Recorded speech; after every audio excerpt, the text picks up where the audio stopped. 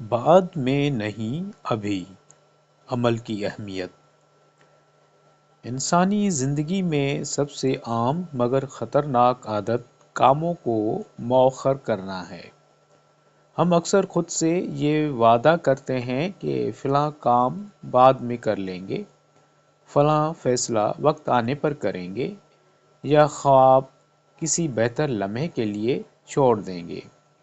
یہی بعد میں آہستہ آہستہ عادت بن جاتا ہے اور پھر انسان کی ترقی کی راہ میں زنجیر بن کر کھڑا ہو جاتا ہے۔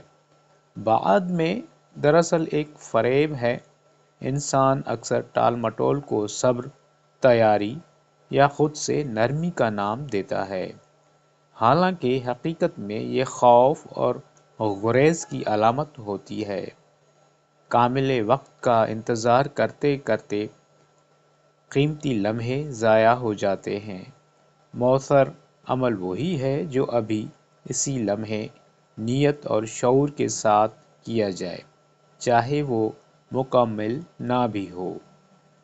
ترقی کے لیے بڑے اقدامات ضروری نہیں ہوتے، چھوٹے مگر مستقل قدم وقت کے ساتھ بڑی کامیابیوں میں بدل جاتے ہیں۔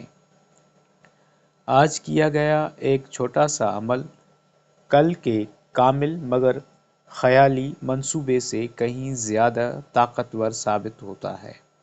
یہی تسلسل انسان کے اندر خود اعتمادی اور رفتار پیدا کرتا ہے۔ اکثر ہم اصل میں خوف کو مؤخر کر رہے ہوتے ہیں۔ ناکامی، تنقید اور غیر یقینی کا خوف ہمیں قدم اٹھانے سے روکتا ہے، لیکن خوف سے بچنے کے بجائے اس کا سامنا کرنا ہی ہمت اور مضبوطی کو جنم دیتا ہے۔ جتنا زیادہ ہم عمل سے بھاگتے ہیں، خوف اتنا ہی بڑھتا ہے۔ اس کے علاوہ ترجیح بندی کی اہمیت پر روشنی بھی ڈالنی چاہیے۔ ہر کام فوری اور اہم نہیں ہوتا۔ جب انسان یہ سمجھ لیتا ہے کہ کون سا عمل واقعی توجہ کا مستحق ہے، تو وہ اپنی توانائی کو درست سمت میں استعمال کر پاتا ہے۔ بغیر حکمت کے عجلت بد نظمی پیدا کرتی ہے، جبکہ سوچ سمجھ کر کیا گیا عمل مقصد سے جڑا ہوتا ہے۔ وقت سب سے قیمتی اور ناقابل تجدید سرمایہ ہے۔